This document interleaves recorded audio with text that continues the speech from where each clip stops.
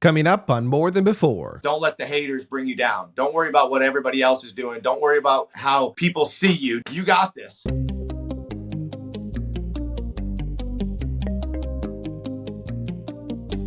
This is More Than Before with Nathan Cook. Hey everyone, welcome back. Today we have a really awesome guest, and I know that it's going to be a hard-hitting episode. And I know that because he is a black belt in many different forms, from Kensugo to Jiu-Jitsu to combat Hapkido. He is a second degree black belt in Krav Maga. He is an 8th degree black belt in Tang Soo Do. And if that wasn't impressive enough, he is a professional wrestler. That is right. He is our first professional wrestler on More Than Before, which is really exciting. But you know what I love about this guy so much is not only is he extremely gifted and a great teacher, but he is also highly successful because of his involvement and dedication to his family and serving his community. So I am so excited to have my brother on. Jason Flame, welcome to the program. How are you doing today, brother? I'm amazing, man. Thank you so much. And I really appreciate the opportunity. And, you know, sometimes when you hear your own bio, you're like, who are you talking about? Are you talking about me? I love it. I'm excited to be here. Thank you. Yeah. And, it's funny because, most times you're looking for, people's information. And when I came across yours, I was like, what am I going to cut out? Because there's so many good things here. Like I could have written a book just by the accolades that you have. I love it. It's so good. So Thank you. I always love to go back and take people back into people's childhood of where they grew up, what childhood was like. So I knew you grew up in Newberry Park, California. Tell us a little bit about like what was life like? What was childhood like? What was life growing up for Jason? Yeah. Thanks. Thank you for asking that. Cause I love to talk about, the challenges that I faced growing up, the experiences that I had. Love talking about my family. So I'm excited about this topic for sure. I was born and raised in Thousand Oaks, California at Los Robles Hospital, which is only 10 to 15 minutes from where I'm living now and where I operate all of my businesses. So I'm kind of a native California boy. I lived in Oregon, Grants Pass, Oregon for maybe about a little over a year out of my life. But growing up in Newberry Park was awesome. I had two younger brothers. One was 4 years younger and one was 7 years younger. I had to do the math. And, we all got into martial arts. And so it was a lot of fun around the house, like you think about boys and all the rough and tough stuff that we did. But we also got to go out and ride three-wheelers, four-wheelers, quads and ATCs. That was kind of our pastime growing up. My dad was huge into going to Pismo Beach here in California, going to the sand dunes. And that was just like one of my greatest memories growing up is visiting Pismo Dunes and going there and just being with my brothers and camping was fun. And kind of got away from that as I got a little bit older. But, those were the things that we did as we were younger. As a younger child, I can remember a lot of things, a lot of ups and downs. My father was in construction, right? He started actually as a landscaper and got into learning the trades to the point where he was building custom homes from the ground up, right? And so, he was self-employed, and being self-employed, and my mom was a stay-at-home mom. There was a lot of lessons of what it means to work for yourself and to own your own business, which are things that I took later in my life. But the ups and downs were sometimes the highest of highs and the lowest of lows. There were times that there was a time in my life that our family lived in a tent for several months, almost up to a year. I don't remember the exact time because my parents at that time had moved us out of the area up to Oregon because that's where there was some work for him to do. But he was building us a house. He was building a house and it wasn't ready yet. So, pitch a tent and that's what we did. And he would hunt and had a garden, the whole deal, right? And then when we moved back, we were still kind of like through that phase of ups and downs. And my parents, my two younger brothers and I lived in a 20-foot travel trailer for a couple of years where we literally had to connect a hose from our from our neighbor's house to our to the trailer to have running water. Wow. I can remember my mom having to turn on the stove to keep it warm because we didn't have we didn't have heaters. It was kind of crazy. But then there were other times in my life where my friends would make fun of me because when times were good and my dad had the money, he loved to buy toys and have all this stuff, and we a motorhome and quads and stuff. My friends used to actually joke.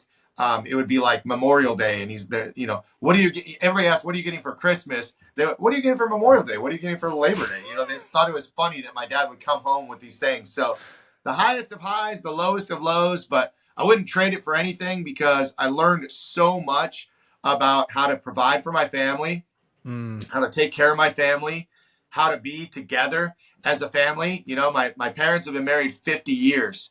But there were times I was like, I didn't know if they were going to make it to 20 years, because there's when the finances were low, there'd be lots of arguments. And, there were some other factors that played in there, when my dad's struggling and having a hard time and, just the stuff that comes along with that. Right. And so watching that as a child growing up was pretty hard, but to see them now and know that they've been married 50 years, it's like, yeah, you can have really bad times and get through those and have some really great times. I love your story because I think a lot of people, especially when you've had as much success as you have, in the martial arts world, you go in and you help a lot of schools in the martial arts world to help them actually become profitable, which is really amazing.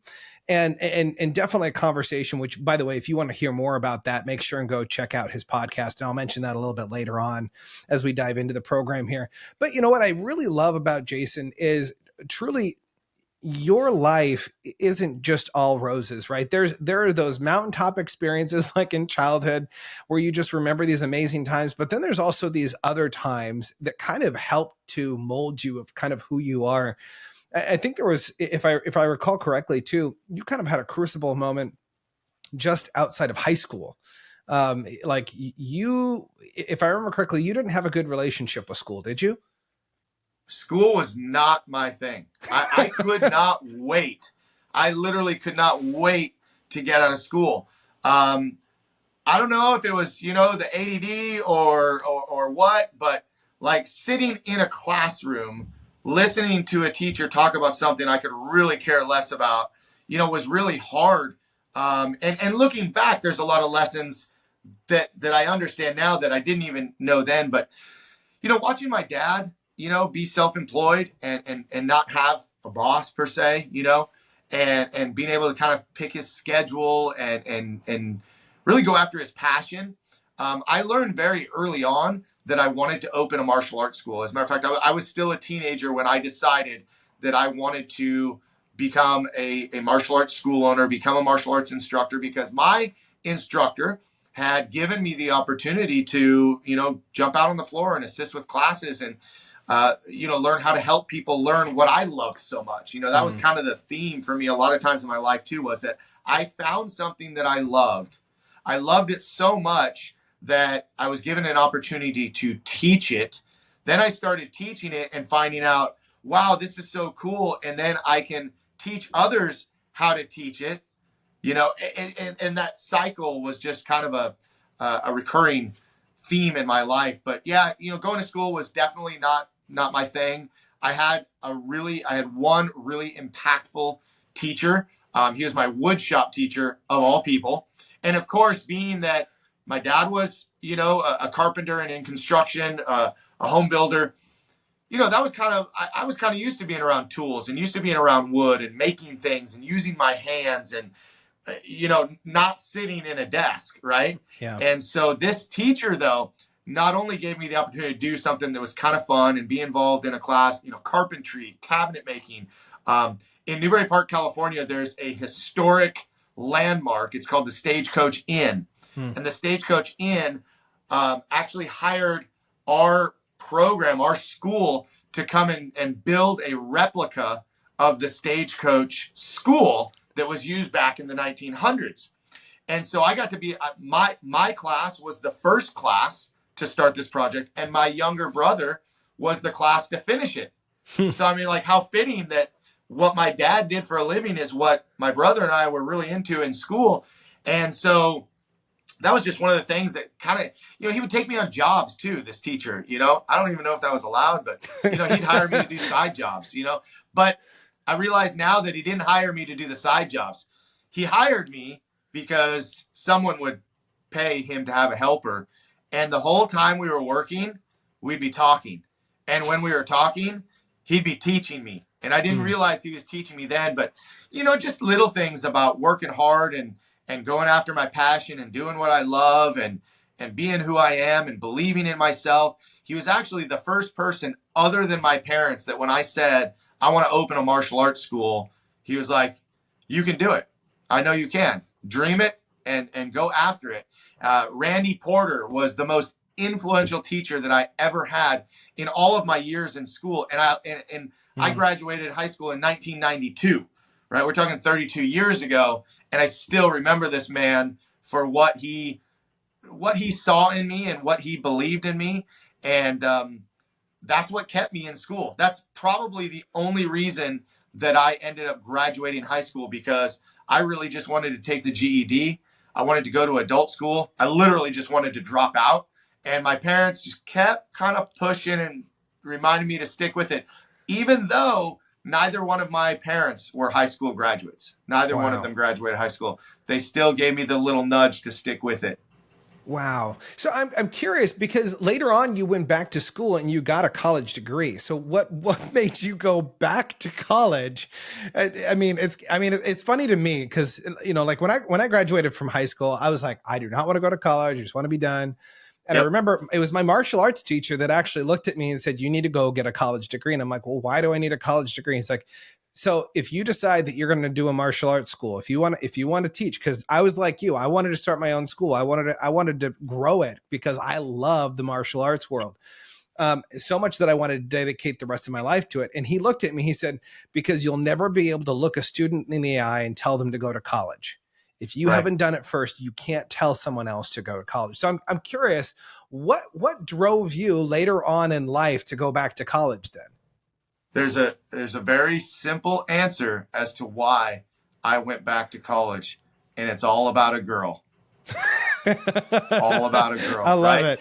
I graduated high school in 1992, had no aspirations to go to school any longer at all.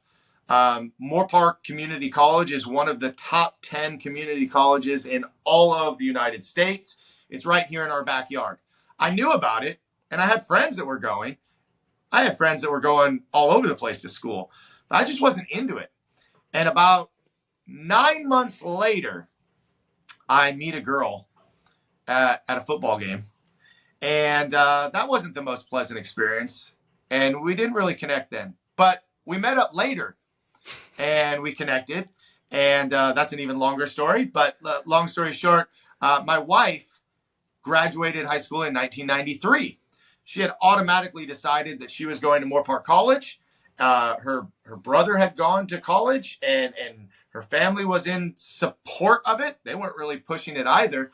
But so when she graduated high school, she immediately was registering for the fall, and she said, you should do it too. And the only reason that I did do it is because I knew I could spend more time with her, because we signed up for all the same classes. And for 3 years while we're at the community college, we took a lot of the same classes together. We both graduated with an associate's degree. So I hadn't yet made the transition to a further education. We both ended up transferring to California State University Northridge. And this was 96, within the first 6 weeks, I had to make a decision. I had to decide if I was going to, in fact, open that martial arts school that I had always dreamed of, or if I was going to pursue. Now the thought was, well, maybe I could be a PE teacher. I could be a teacher. Thinking back about Randy Porter, who was a big influence on my life. Well, hell, if he could have that big an influence as a wood shop teacher, maybe I'll go back and teach PE, and that'll be my supplement to the martial arts school, because what I knew about martial arts school owners at the time was that they could own a school and make a living, but it wasn't the most glamorous lifestyle from what I saw from the outside in. And so I had to make this crucial decision of, am I going to pursue my bachelor's degree in kinesiology, or am I going to officially open the martial arts school? Because I say officially because a couple years prior, in 1994, so timeline is 92 I graduated high school, 93 I meet my wife and start going to community college. In 94, with my then girlfriend, my wife now, we started a program at the Park and Recreation. And that's exactly how I started martial arts. I started in a Parks and Recreation program, not a karate school. This little room with carpet on the floor and clowns on the wall. We did martial arts in that room. And I remember thinking, okay, so that's how my instructor did it. If it worked for him, that's how I'll start mine. I started a Parks and Recreation program in 94. So over the next 2 years, I was building this up. In 96, I was faced with that choice. Do I want to take these students that I built up and open the school I always dreamed of? Or do I want to pursue the degree in kinesiology? And quite honestly, the answer came very easy to me. I want to run the school.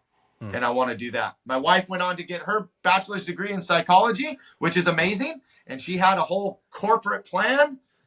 That fell apart when my daughter was born, and we decided that she was going to be a stay-at-home, just like my mom was. And, we run the businesses together. Wow. I love that, because so often, I think even today, back then it was starting to become a little bit more rare that a wife would stay home with the kids, and even today it is by far a very rare thing to have any parent stay home with a child. Most times we're taking children to one place or another. I'm actually curious, how do you think that shaped you as a child? Because your mom helped in raising you and your brothers, you rambunctious children, probably destroying the house half the time. I can only imagine this, because my boys, even though that they're under 5 years old, and they destroy everything that they touch. So just imagine that, like, compounding every single year. What were some of those things that you believe that you actually took away from your mom, that have actually helped you later on in life? I know that your dad was a huge, influence on you, and we'll get to that maybe in a little bit here. But I'm curious on your mom, because you truly spent a lot of time with her. How did that influence you growing up to being the man that you are today? I would say that as a child growing up, my mom was like my biggest cheerleader. All the boys, right? She would constantly tell us how proud she was of us. Constantly tell us there's nothing we can't do. Always told us that she believed in us.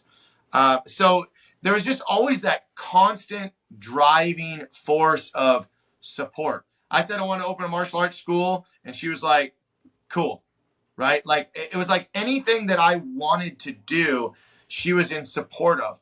Now, my mom was a lot different than how my wife is with our kids now. My mom was a stay-at-home mom who loved to garden. She loved to just kind of hang out, in the home, and, take care of us. She did all the typical chores of the house, right? Cooking, cleaning, the whole bit, right? And as much as she supported us, she didn't really get out and my mom was never team mom. My mom was never, I was never really involved in team sports. It was my mom that put me into martial arts. And that was the activity that kind of triggered her a little bit to get a lot more involved. So, again, like, I remember she signed me up to play flag football. And I still remember this in my head. She signed me up for flag football. And I don't remember any other sports that I did prior to that, if any at all. But I remember crying so bad and so, like, sobbing, like, please don't make me go. I don't want to go. And what I remember from that is that she said, okay. We're not going. And who I am now, I wish you would have kicked me in the ass and said, get in the car, we're going. Because I didn't get to have the experience of playing football and all the sports. I played 1 year of baseball by the time I was 14 years old. Everybody had played baseball since the time they were 5. They all knew how to play way better than me. The only reason that I played baseball is because my younger brother got involved in baseball, and they got behind that. My dad was a big baseball player in his youth. It was a big deal, a big part of his life to play baseball, and he was a pitcher.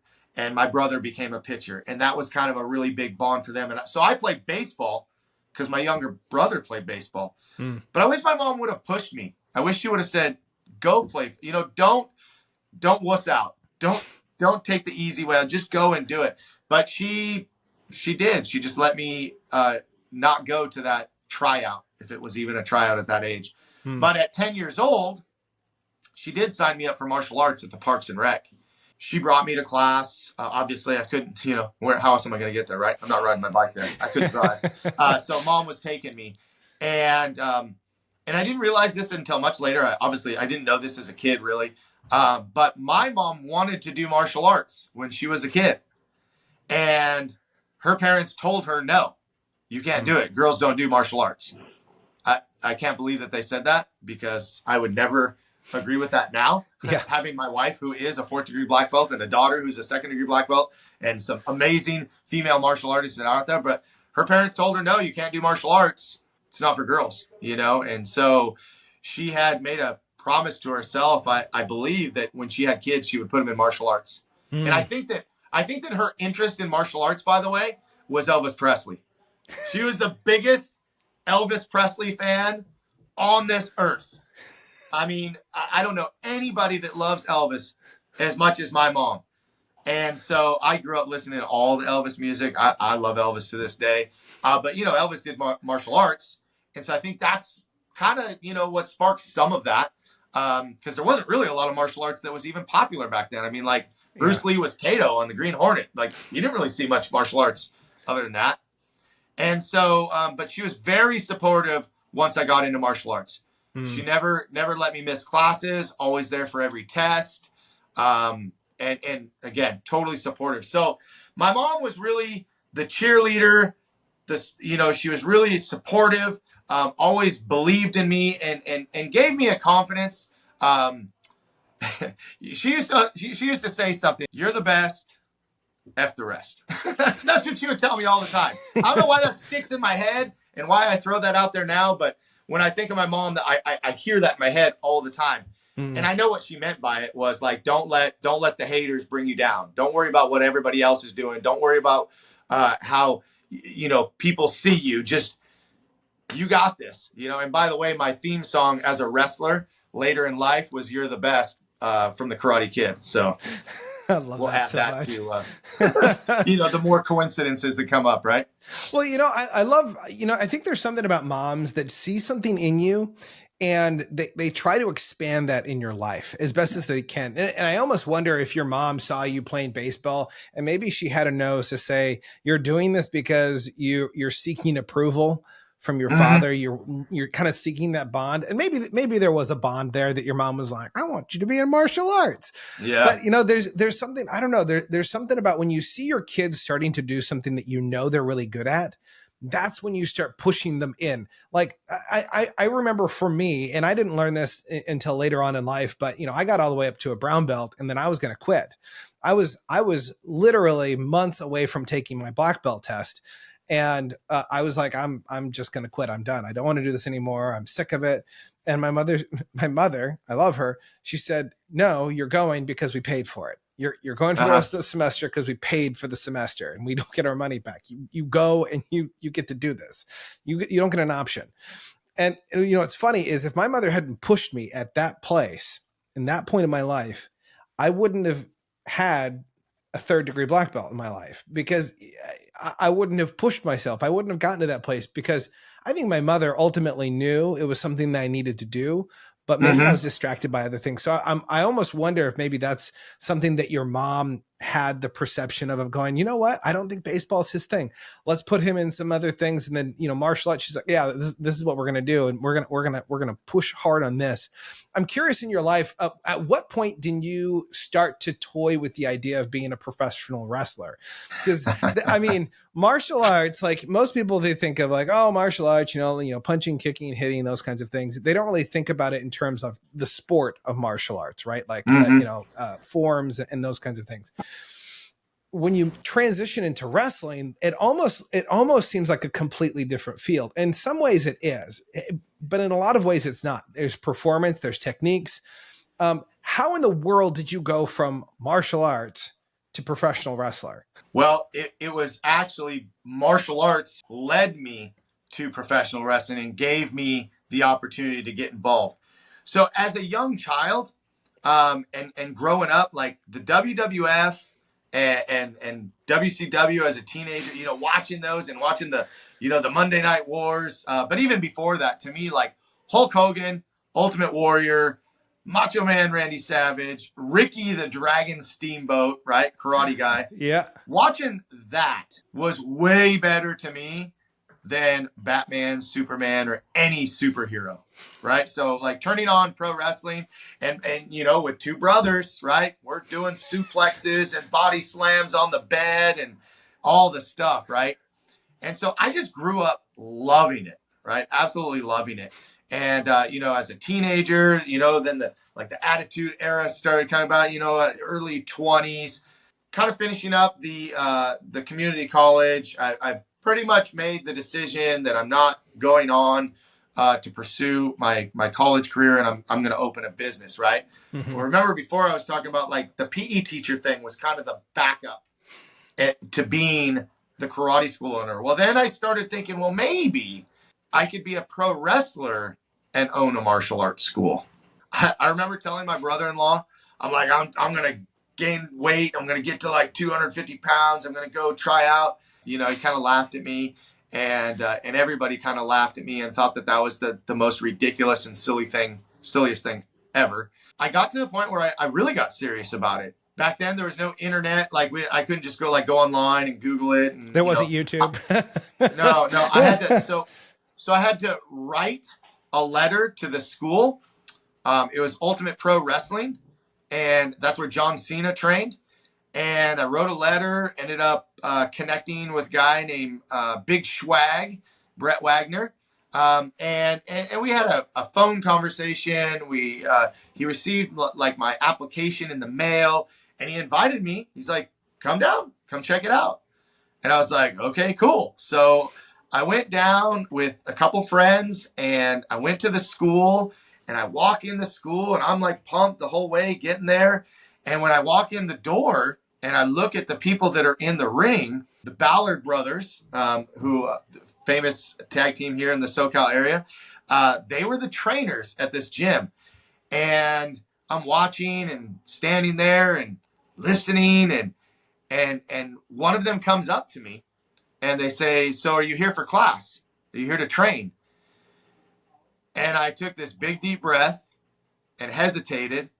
And I said, actually, I'm just here to watch. And they said, okay, cool. Well, hang out. Let me know if you have any questions, whatever.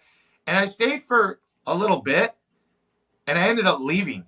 Wow. Because, I'm watching these guys in the ring, dude, and they're just massive. Like what I saw on TV and who I was at that time. Like I'm 5'10". Like, and if I was 220 then, like, okay. But like these guys are massive, and they're super like over the top. It's like watching, a professional do something when you have no experience at all. And so I walked out. I walked out and never went back. And so about 15 years later, right? And by the way, a little time later. Yeah. But I had always, and I kept watching wrestling. I loved wrestling. 15 years later, I'm in my martial arts school. A gentleman comes in the school and he says, I have an opportunity for you. I would love to help you promote your martial arts school.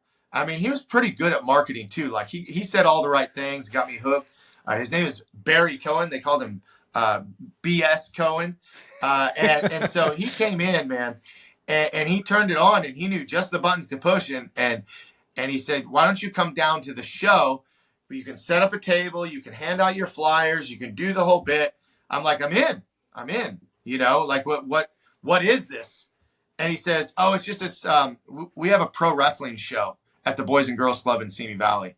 And I go, are you serious? Like I didn't even know that it was about pro wrestling.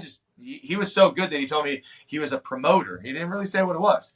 And so I said, absolutely. I do a couple shows where I set up a table. Like at this time, my son is, we have both our kids. My son is, what is he? 4, 5, 6 years old, young. And he's starting to kind of get into wrestling, right? Like he likes it. And so now I'm like, oh, my kid likes it, and we get to be it. So he comes and he helps hand out flyers, and he's got pictures with title belts on. I end up meeting the owner of the organization, Logan X, and he says, well, hey, I mean, listen, do you want to bring your kids down and let them perform in the ring? That'd be cool. We could do a little demo. And I'm like, okay, well, that's awesome. And he goes, well, what do you think about getting in the ring? I said, what do you mean? He said, well, I mean, do you want to get in the ring? And I'm like, well, yeah. And he's all, well, we have a school here in Chatsworth, if you want to come train. And I'm like, okay, this is the second time in my life this opportunity, kind of comes up. I'm like, I'm not missing out on this. I'm 38 years old at this point, right? And I say, yeah, let me get the information. And I go and I train at the school. It was Bump U. The head trainer was Seth Skyfire, who was a standout in OVW wrestling, which is getting a big push right now because of the show on Netflix, Wrestlers. He's a big deal in OVW, tag team champion with CM Punk. He's a known guy. Like he should have been a signed guy, but like me, 5'10", not too big, good flyer, but didn't have the size that, what Vince was looking for at that time. Anyway, he's the coach and trainer, and I'm training and taking class. And finally I get the opportunity to have my first match. It was terrible. It was a piece of garbage. I looked awful. But like, I thought it was the greatest thing in the world to be in the ring. And since then I have had, over 100 matches, which is not a lot as a pro wrestler goes, but 100 matches for being a guy who was 38 years old and had a dream of being a pro wrestler. And as my bio will tell people, I've been a several-time champion in Millennium Pro Wrestling. And I just love it. I have a match coming up December 22nd versus arguably one of the best pro wrestlers that has ever come out of Millennium Pro Wrestling, Mr. Danny Devine. And it's amazing that I still get to be a part of it. So I love that. What I love about a lot of your story, the fact that there are times where you have this vision of what it is that you want, what it is that you desire in your life. And I think a lot of people experience this, like they think about it, they want to pursue their dreams. They even take steps towards that. And the time between investment and payoff is a really long time.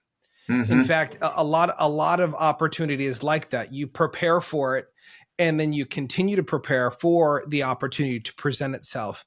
And, I love the fact that you say you had one opportunity for it and you walked out. And then you had a second opportunity and you said, oh my gosh, I am not going to miss this again. I'm getting in that ring.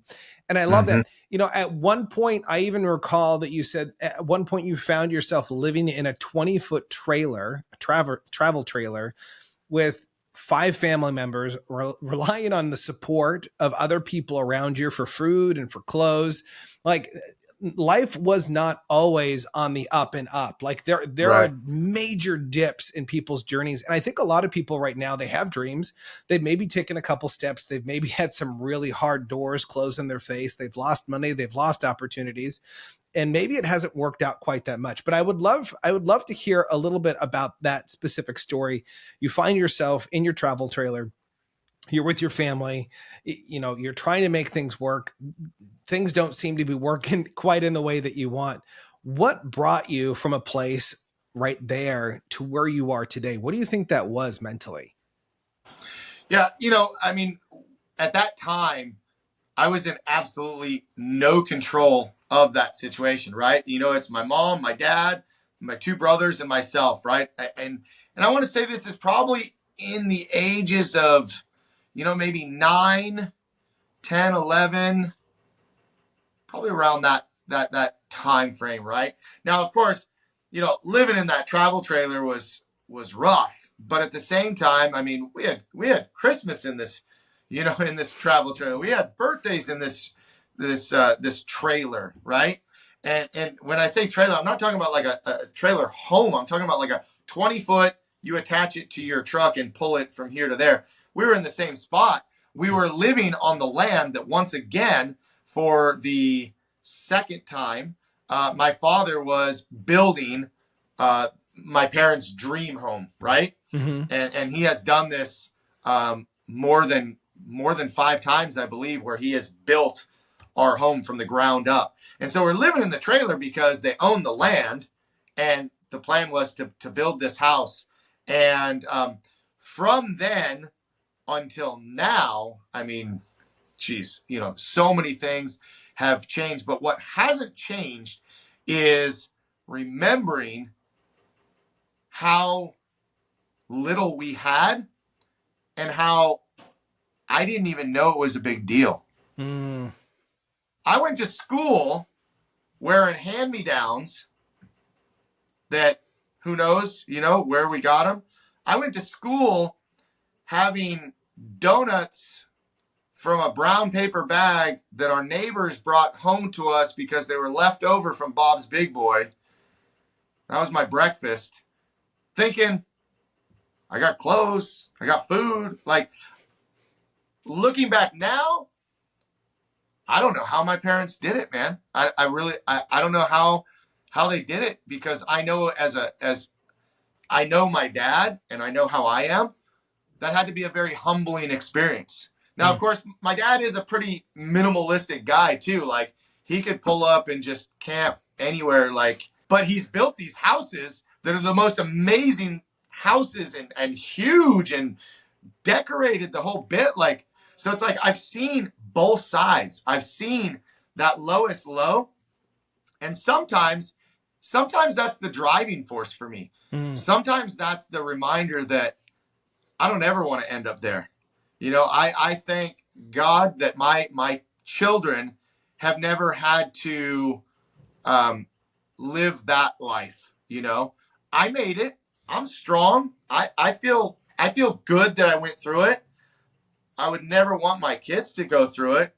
But if they did have to, I know that I've seen it. I've been there. And then I've been on the flip side. Like I said, my dad built these houses that were the biggest houses with all the toys and all the stuff, and so I knew it, even as an adult. I've been in the situation where our business was doing so ridiculously well, I didn't even know how to manage my money or do anything right. Like, I buy toys, buy stuff, buy the things. I think that having very little and having a lot, I'm not as affected by all of it so much, especially now too.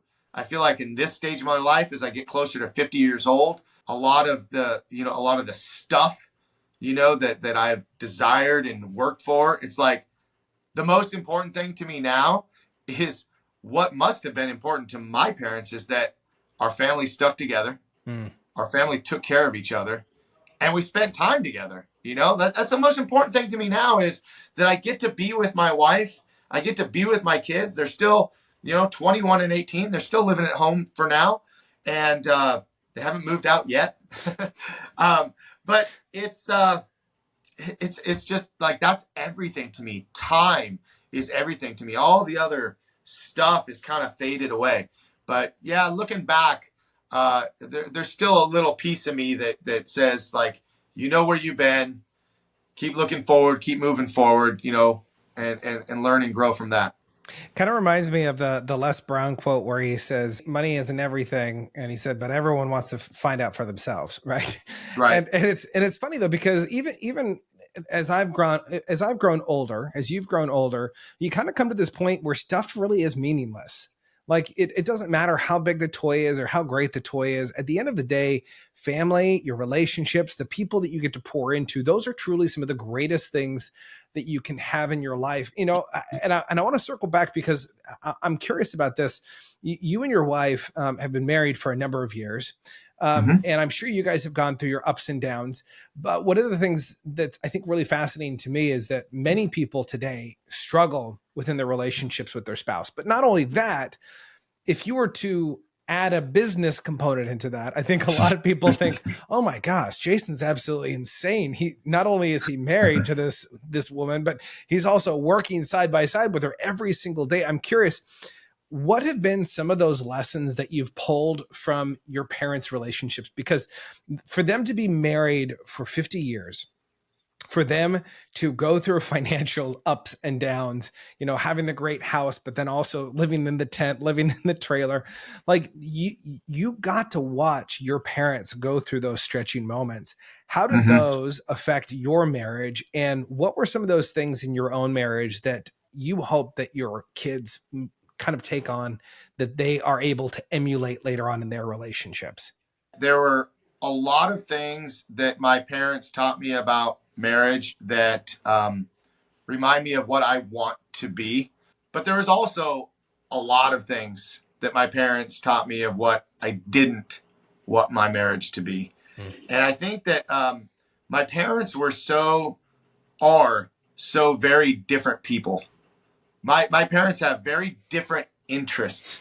They met when they were teenagers. They were married. My mom, I believe, was 18. I think my dad was 20.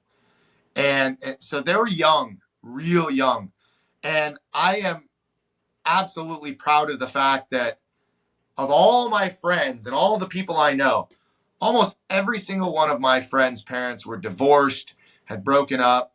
My parents are still together. Now, through those financial hardships were some of the worst arguments and fights, disagreements. And that was really, really hard to watch. I don't know if my parents were the absolute best at communicating to each other. Mm. And so, again, the long lasting relationship, for better or for worse, that part, I take that to heart, because marriage for me is forever. Marriage is not let's get married and see if it works. Marriage is a promise to each other, a promise to God, and a promise to ourselves to be true and to be faithful and to stay together. Mm. And so that part I'm super grateful for. My wife and I are also very different. I would say that I was the kid from the other side of the tracks that was a little rough and from the, rougher side.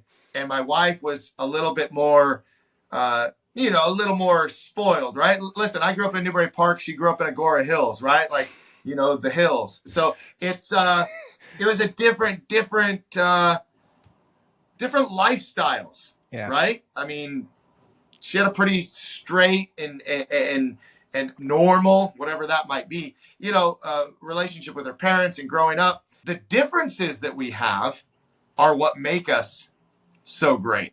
Mm. Is that everything that she is complements who I am, and everything I have to offer, I believe complements her. So together, we make such an unstoppable team because all the things I don't like to do, all the things I don't want to do when it comes to our businesses or it comes to our service, she's really good at it, man. She's just so good.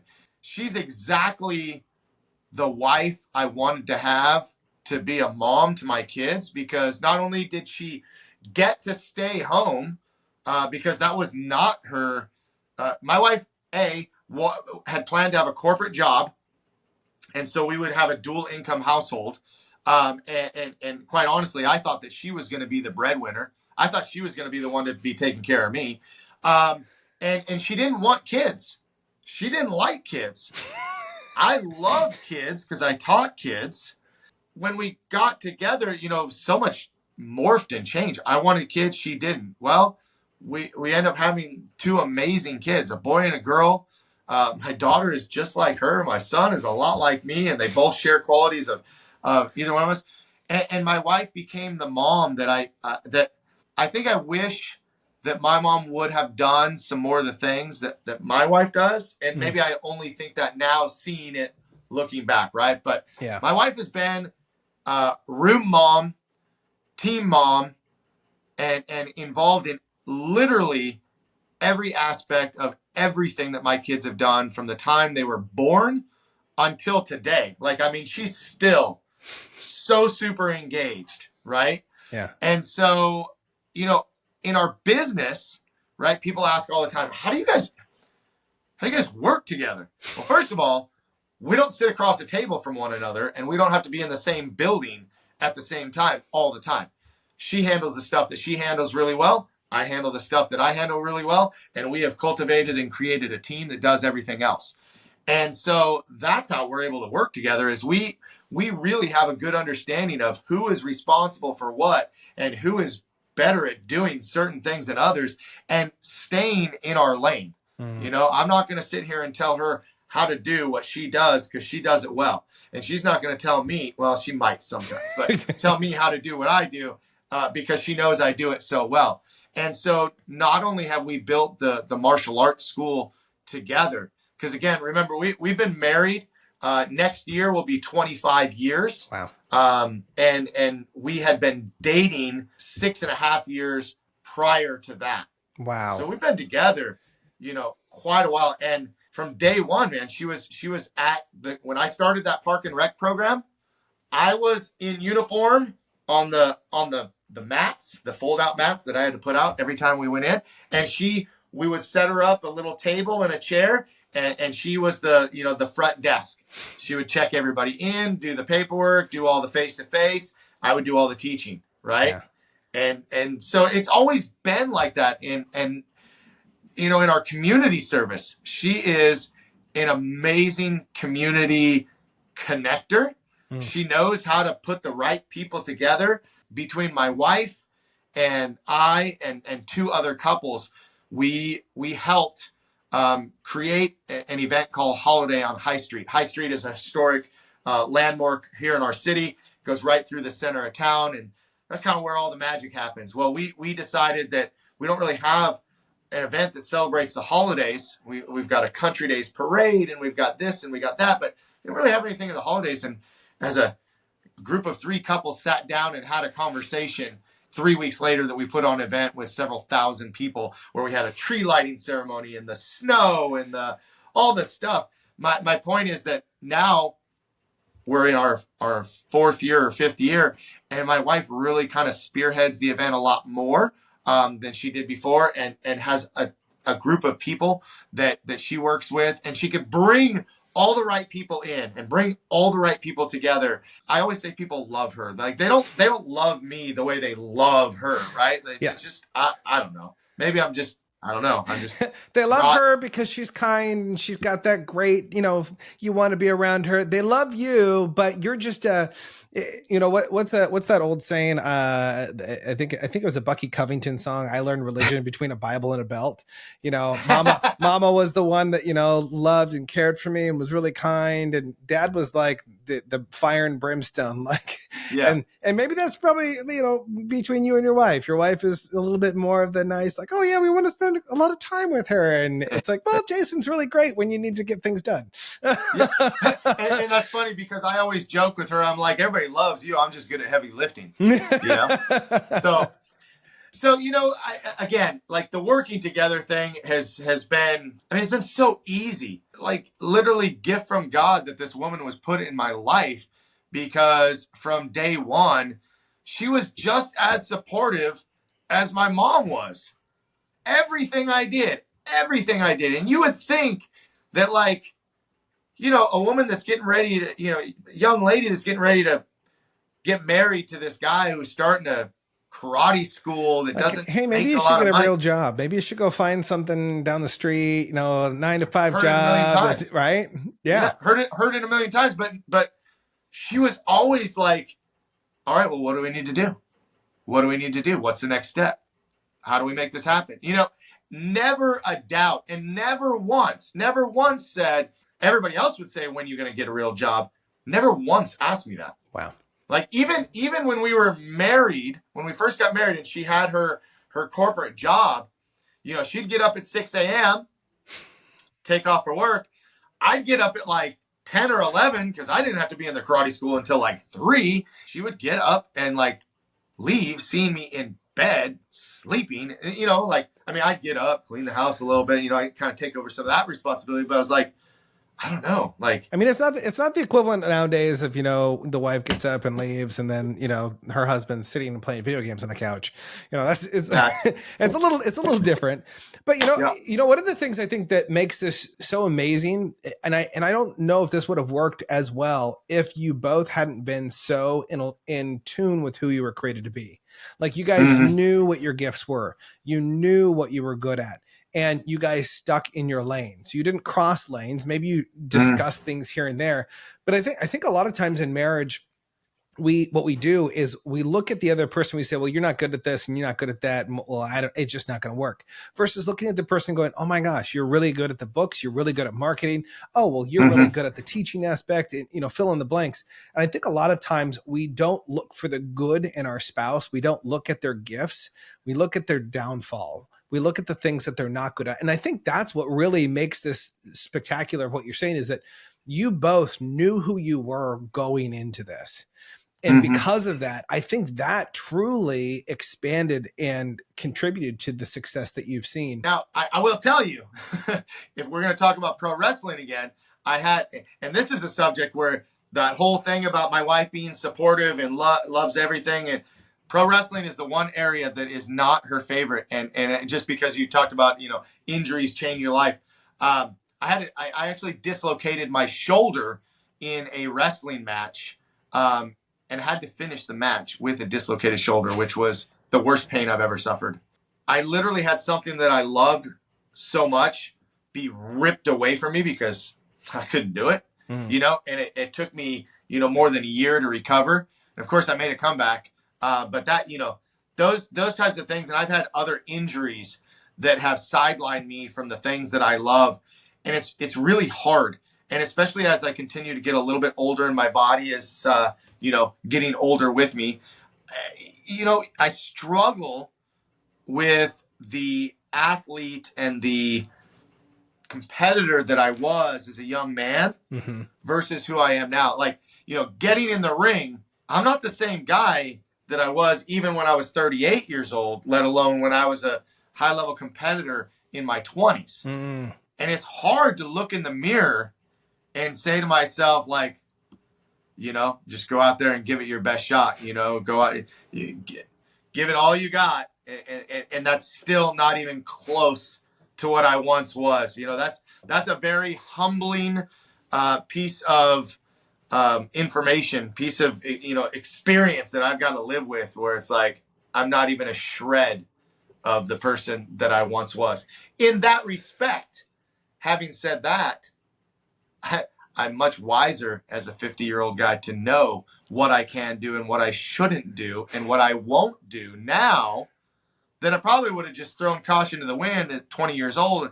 And, what's the worst that'll happen, you know? So definitely some trade-offs there. Yeah. You know, I love that. And it leads kind of into this last question I have for you. But before I ask you that question, you know, Jason, I've really loved having you on the show. It's been so fun diving into your story, learning about your past, learning kind of who you've become throughout your journey in life. And really what you do today is truly amazing. And I think it's because of who you are, and it's because of the people that you've surrounded yourself with, the team that you've built around you, whether that's your family or whether that's the team that you've actually employed around you in your martial arts school. But, you know, for those of you listening, I really want to encourage you, go check out Jason's podcast, the Master Motivation podcast. It's absolutely spectacular. I love it. You might even find an episode of me on there too, if you want to learn a little bit more about my story. But one of the things I love about that podcast is you really get to understand more of the mechanics of martial arts, what goes on behind the scenes, but you get to meet some really cool individuals that are on there from the wrestling world, but also from the martial arts world. So go check that out. Jason, so many people in the martial arts world, and I think even in the wrestling world, this kind of goes over in that direction too.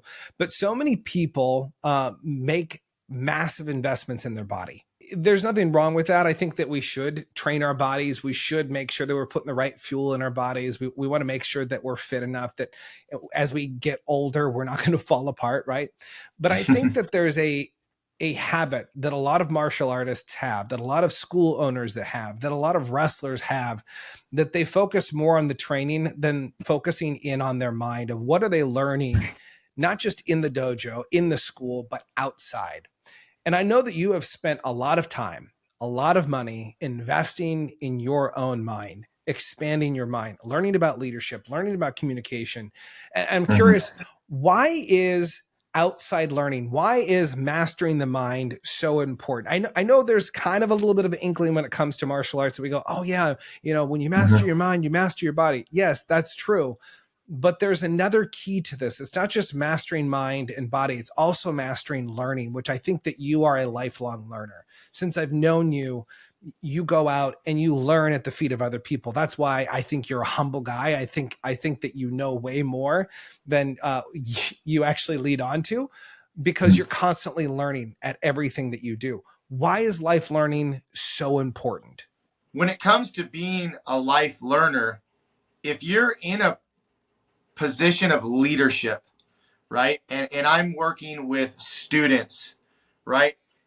I mean, at some point, they're going to get to a level where what do you have? What do you still have to offer? I can remember as a younger school owner and martial artist, I would get people to black belt and they'd be so good. I mean, just so good. But then after they got their black belt, I was like, why don't they keep improving? And why aren't they learning more? And you know why? Because at that time, I wasn't learning more. I got to a level and that student got to that level, and now they can't go any higher because I haven't given them the opportunity to bring them higher. And so that's where it all started for me, is when I noticed that my students were not continuing to excel, and I had to look in the mirror and say, it's because you're not excelling. Because, I trained a lot when I was a kid, and I competed a lot when I was a kid. And then when I first started teaching, I got so focused on teaching and coaching that I was not expanding my learning anymore. I was doing the same things for the longest time. And the definition of insanity is doing the same thing over and over and expecting a different result. So I started learning other styles of martial arts. My background is in Tong Soo Do. Well, I started learning Ketsugo Jiu-Jitsu. And then I learned the combat Hapkido. And then I got involved in extreme martial arts training. Then I got involved in Krav Maga. So I'm expanding my knowledge in different arts so that I could offer and provide for my students. In doing that, I also noticed my business, it was the same. I was doing the same thing that my instructor, who has been a school owner since 1974, the year I was born, I was doing all the same things that he had always been doing. But I wasn't trying to learn anything new. I was only trying to get better at doing the same thing, but I wasn't adding anything to the mix. So I searched for a coach and a mentor who could help me take my business to the next level. And I got involved in a coaching consulting program that taught me so much about martial arts business that I never had any idea of. And that led me to, starting to be a speaker. Well, now I'm a white belt at speaking. And I got to learn how to speak. I got to learn, I would have a pad of notes and I would get up and I would read them like this. And it took me a long time to be able to get up there and I don't even like notes when I don't even want bullet points when I get up and read sometimes. I just want to get up and talk. And it's so much easier. My son actually asked me the other day, he said, Dad, how do you get up there and teach one class for 45 minutes on the same thing? And I'm like, well, there's a lot of things that go into that, disguising repetition and, teaching the background and history, teaching, why we do things, what are the benefits. And I started kind of walking him down these paths, and I have these bullet points already in my head that he hasn't worked his way through yet. And then I'm speaking and I become a consultant and I'm helping other business owners. And then, I start a podcast. I don't know anything about podcasting. Don't know. And then I start just having these guests on the show that like literally every single week. And just like when you were on the show, everybody that I have on my show, I'm learning from them. And so I'm constantly reaching for that extra bit of knowledge, that extra bit of experience, so that I can continue to add to how I pour into other people. And the more I pour into other people, they can pour into the next, and so on, that ripple effect. But I think it's also important to constantly have someone that pours into you, because if I don't have someone keep pouring into me, I run out of. So it's a cycle that we all help each other through. I love that so much, because so many people, I think they get stagnant in their learning. They think, okay, well, I'm good at this and that's all I need to be good at. I don't need to branch out. I don't need to do anything else. And what's really interesting is as I've grown older, as I've been looking and learning from different disciplines, I love the fact that you have black belts. You learn in so many different styles of martial arts. You and I both know that most people, when they get into martial arts, they pick one and they never try another one. And what do they say? Well, the best martial art is my martial art, right? There's always this kind of pride that pops up. But you know what's interesting? I have found that there are different martial arts that are better at certain things than other martial arts. And if you start to learn them all, you start to grow, you start to develop. When I started doing more work with, underwater training, I started to learn more about breathing and breath technique and why it's better to breathe through the nose and, accessing parasympathetic response. And like, you start learning all these things and like, oh, I can put this here and I can put this here and I can teach people this.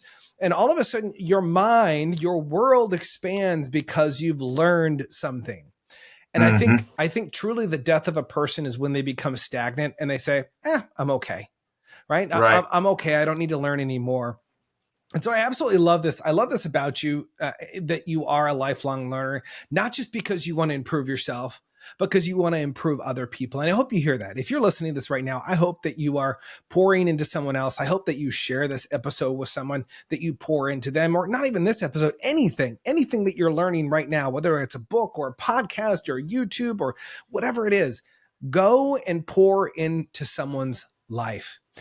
Jason, I want to thank you so much for coming on the show. I know so many people have been poured into today from your life, from the lessons that you've learned and the lessons that you've been able to give us, that I've learned from you. To all of you listening out there right now, thank you so much for listening to the show.